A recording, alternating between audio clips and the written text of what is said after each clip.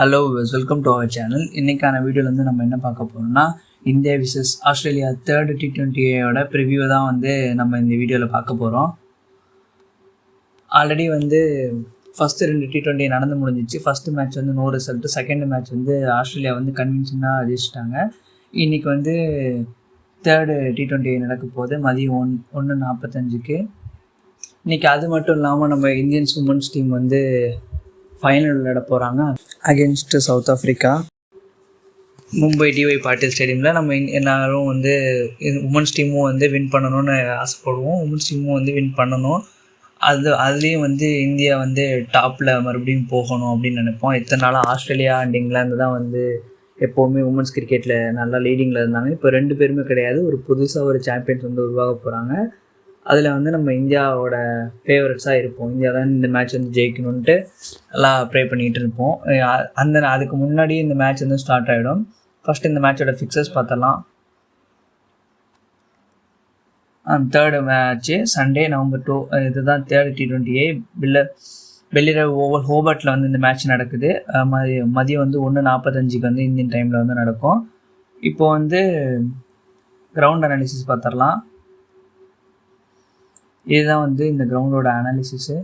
இந்த கிரவுண்டோட டைமென்ஷன் பார்த்திங்கன்னா, சைடில் வந்து ரொம்பவுமே ஒரு ஷார்ட்டர் பவுண்ட்ரி அண்ட் ஸ்ட்ரெயிட்டில் வந்து கொஞ்சம் லாங்கராக இருக்கும், 88 மீட்டர்ஸு. கம்பேரிட்டிவ்லி இது கொஞ்சம் சின்ன கிரவுண்ட் தான். மெல்போர்ன் தான் இருக்குது பெருசு ஆஸ்திரேலியாவில். இந்த கிரவுண்டில் வந்து ஹையஸ்ட் ஸ்கோர்னு பார்த்தோம்னா 213 அடிச்சிருக்காங்க ஆஸ்திரேலியா. 2014 அடிச்சிருக்காங்க. லோவஸ்ட் ஸ்கோர் எப்படின்னா 117. 2021 போன வருஷம் தான் அடிச்சிருக்காங்க. பாகிஸ்தான் வந்து இது அடிச்சிருக்கா 117 தான் அடித்தாங்க. ஆஸ்திரேலியா வந்து ஈஸியாக ஜெயிச்சிட்டாங்க.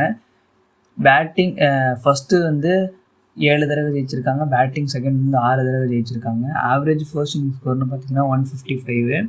ஆவரேஜ் செகண்ட் இன்னிங்ஸ் ஸ்கோர்னு பார்த்தீங்கன்னா 142.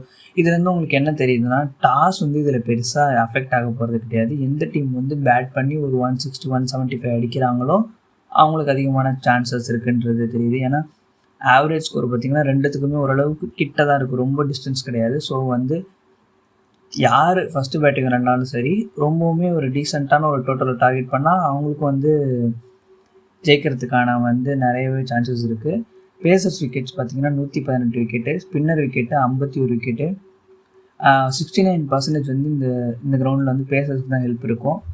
இந்த மேட்ச்சில் வந்து ஜாஷ் ஹேசல்வுட் வந்து கிடையாது. ஆல்ரெடி செகண்ட் T20யில் அவர் க்ரியேட் பண்ண இம்பேக்ட்னால தான் வந்து ஆஸ்திரேலியா வின் பண்ணாங்க. இந்த மேட்ச்சில் வந்து நமக்கு ஜாஷ் ஹேசல்வுட் வந்து அவைலபிள் கிடையாது. இப்போ வந்து பிளேயிங் 11 பார்த்துடலாம். இதுதான் வந்து பிளேயிங் 11. 2 டீமோட பிளேயிங் 11 இருக்கும்னு நினைக்கிறேன்.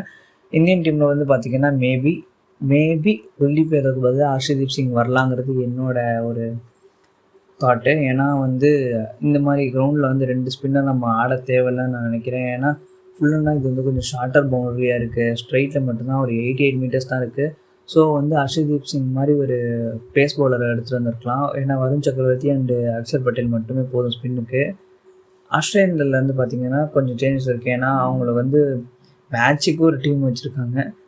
ஆஸ்திரேலியன் ஸ்குவாடில் வந்து captain Mitchell Marsh and Travis Head, Josh English, Matthew ஷாட்டுக்கு பதிலாக இந்த மேட்ச் என்னை பொறுத்த வரைக்கும் கிளென் மேக்ஸ்வெல் வந்து உள்ளே வருவார்னு நான் நினைக்கிறேன். அடுத்ததான் நம்பர் 4 வந்து டிம் டேவிட் அண்ட் நம்பர் 5 வந்து Marcus Stoinis, number 6 Glenn Maxwell, number 7 Mitchell Owen, number 8 வந்து Nathan Ellis, number 9 Xavier Bartlett and number 10 Sean Abbott and number 11 வந்து மேத்யூ குனமன். பின் வாஷியஸ் வந்து 4வது மேட்சும் 5வது மேட்சும் தான் அவங்க அவைலபிள்னு சொல்லியிருக்காங்க. அதனால் வந்து நம்ம அவரை ஸ்குவாடில் இன்க்ளூட் பண்ணல. இல்லைனா அவர் தான் வந்து உள்ளே வருவார் டேரெக்டாக.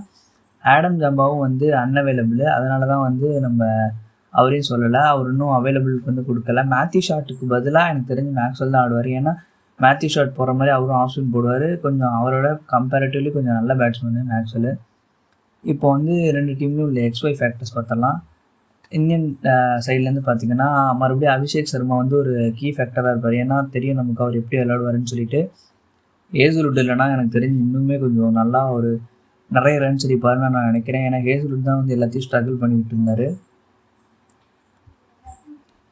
அதுக்கப்புறம் பவுலிங்லேருந்து பார்த்திங்கன்னா ஜஸ்பிரீத் பும்ரா இஸ் பேக். போன மேட்ச்சு பார்த்தோம், செம்மையாக போட்டார். ஆரம்பத்தில் கொஞ்சம் வைடு, அதுக்கப்புறம் நிறைய உள்ளே போட்டு நிறைய ரன்ஸுக்கு போனார். ஆனால் கம்பேக் மறுபடியும் கொடுத்தாரு. ஸோ ஜஸ்பிரீத் பும்ரா தான் வந்து நம்ம டீமில் ஒய் ஃபேக்டராக இருப்பார்னு நான் நினைக்கிறேன்.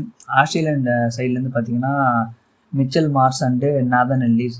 மிச்சல் மார்ஸ் வந்து இந்த மாதிரி ஷார்ட்டர் பவுண்டரிஸில் ரொம்பவுமே டேஞ்சரஸாக இருப்பார். ஏன்னா நல்ல ஷார்ட் பால்ஸ் விளையாடக்கூடியவர். பெருசாக ஸ்ட்ரைட்டில் அவ்வளோவா அவர் விளையாடவே மாட்டார். ஸ்ட்ரைட்டில் ஷார்ட்ஸே வச்சுக்க மாட்டார். முக்கால்வாசி 2 பக்கமும் வந்து off side and leg side வந்து ஷார்ட் பாலுக்கு தான் வந்து ஃபுல்லாக நிறைய நல்லா வந்து இன்னுமே எஃபெக்டிவாக இருப்பார். ரொம்பவுமே ஈஸியாக அடிச்சிடுவார். நேதன் எல்லிஸும் வந்து அப்படி தான். நேதன் எல்லிஸ் வந்து ஒரு ஸ்கிட்டி டைட் பவுலரு. இந்தியன் பேட்ஸ்மேன் வந்து நிறைய பேர் வந்து நேதன் எல்லிஸ் வந்து நிறைய தடவை விக்கெட் எடுத்திருக்காரு.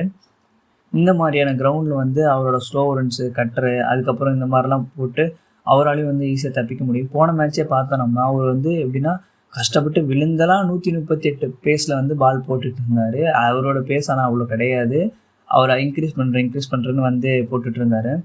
அடுத்ததான் வந்து இப்போ ப்ரெடிக்ஷன் பார்ப்போம். 2 டீமுக்குள்ள ப்ரெடிக்ஷனு. இதுதான் வந்து ப்ரெடிக்ஷனு. India 50, Australia 50. ஏன்னா வந்து யார் ஃபஸ்ட்டு பேட்டிங் விளாட்றாங்களோ அவங்க கொஞ்சம் கஷ்டமாக இருக்கும் இந்த கிரவுண்டில். ஏன்னா பேஸ் பவுலிங்க்கு நிறைய ஹெல்ப் இருக்கிறதுனால. ஸோ வந்து எப்படி சொல்கிறதுனா அவங்க ஃபஸ்ட்டு பேட்டிங் விளையாண்டாலும் இந்தியா கொஞ்சம் அவங்களோட அப்ரோச்சை மாற்றிக்கிட்டு அட்லீஸ்ட் வந்து ஒருத்தர் இல்லைன்னா 2 பேர் வந்து ஒரு ஆங்கர் ரோல் மாதிரி விளையாண்டு சுப்மன் கில்லோ அப்புறம் இல்லைனா திலக் வர்மாவோ யாராவது ஒருத்தர் ஒரு ஆங்கர் ரோல் விளையாண்டு ஒரு 175 இல்லைனா ஒரு 180 டார்கெட் வந்து ஃபிக்ஸ் பண்ணாங்க அப்படின்னா இந்த மேட்ச் வந்து ஜெயிக்கலாம்.